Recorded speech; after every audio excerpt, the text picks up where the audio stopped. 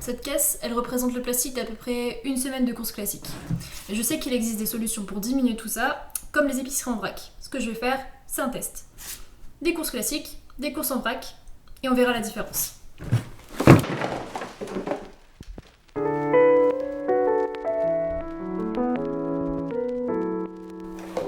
Ok, j'ai rassemblé plusieurs déchets qui me restaient pour avoir une idée de ce qui serait intéressant d'acheter.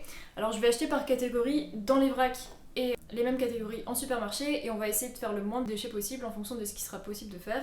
Alors d'abord des légumes, ensuite je vais prendre des féculents, du lait, du savon et des œufs ou de la crème. C'est parti! Bon, pour faire nos courses, on va avoir besoin de plusieurs matériels. D'abord, j'ai des petits sacs. Donc ça s'achète un peu partout, mais beaucoup en épicerie en vrac. Donc ça, c'est déjà un petit budget à mettre.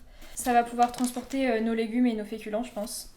Ensuite, j'ai des petits bocaux. Moins pratiques à transporter, mais ça peut être bien pour, pareil, les liquides ou alors les féculents. Ça peut être une option. Là, c'est un peu de la récup.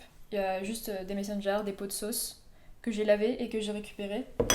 Et ensuite, des tote bags. On pourra mettre tout dedans, je pense. Du coup, je suis partie en course. J'ai pris tous mes sacs.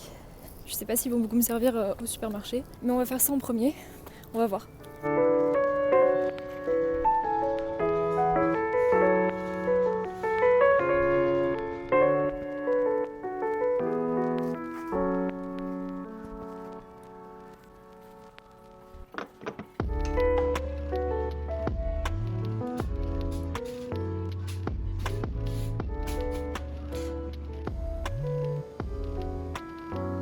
Le premier magasin est fait, le supermarché.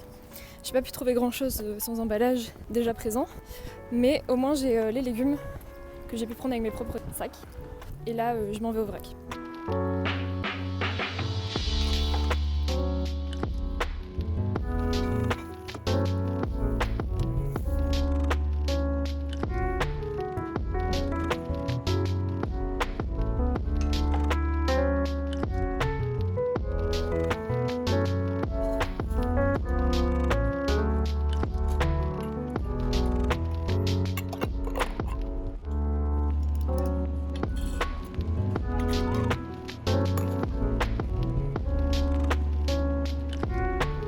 Toutes les courses sont faites.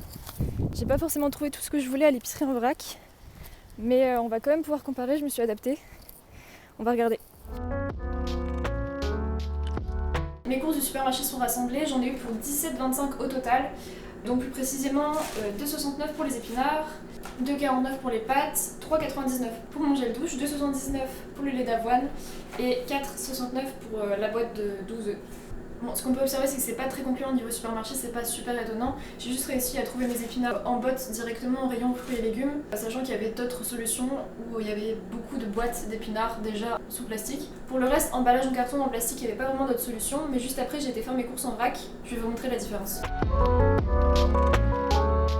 Et ça, c'est mon panier de courses en vrac. J'ai malheureusement pas trouvé tout ce dont j'avais besoin dans la petite épicerie près de chez moi, mais on va quand même pouvoir faire des comparaisons. Donc déjà ici, j'ai mon sachet de spaghettis.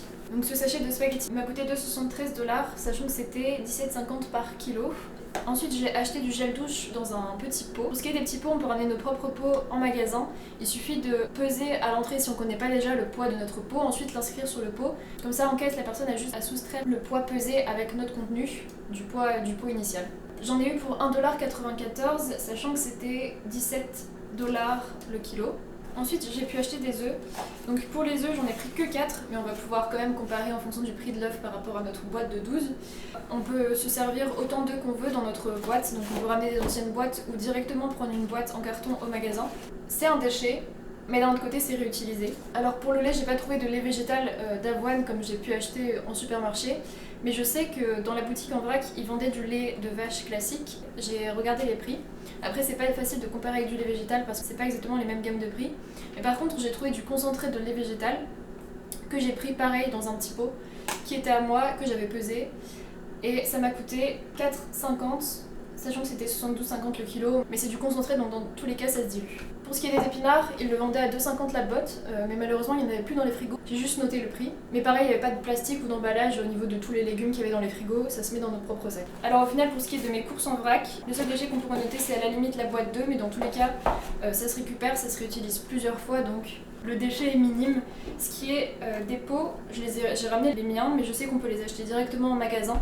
Pareil, ils ont des tarifs en fonction de la taille des pots et en fonction du type de pot, si c'est pour des bouteilles de lait ou juste des pots de cosmétiques. Mais là, j'ai pris mes propres pots maçons que j'ai pesés du coup à l'accueil.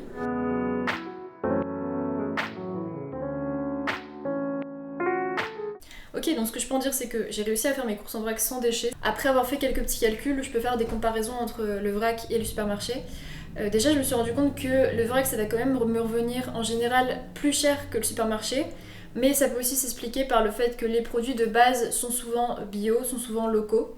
Après, le vrac, ça peut être quand même intéressant si on veut prendre des produits à la quantité qu'on veut, ce qui n'est pas forcément possible en supermarché, on prend déjà emballé. Que là par exemple, mon gel douche, j'ai pu prendre autant que je souhaitais. Au moins, ça peut diminuer des risques de gâchis. Finalement, je pense que ce qui peut déterminer l'envie de faire ses courses en vrac, ça va être le budget. Ça va être aussi la distance avec une boutique en vrac parce qu'il n'y en a pas forcément partout, même si ça se popularise ces derniers temps. Après, c'est aussi le fait de transporter son matériel. Encore si c'est que des produits secs et des légumes, c'est assez léger à transporter, on a juste des petits sacs. Mais dès que ça devient du liquide, on doit transporter des pots maçons, ce qui vient vite lourd parce que c'est en verre. Donc, il faut être préparé.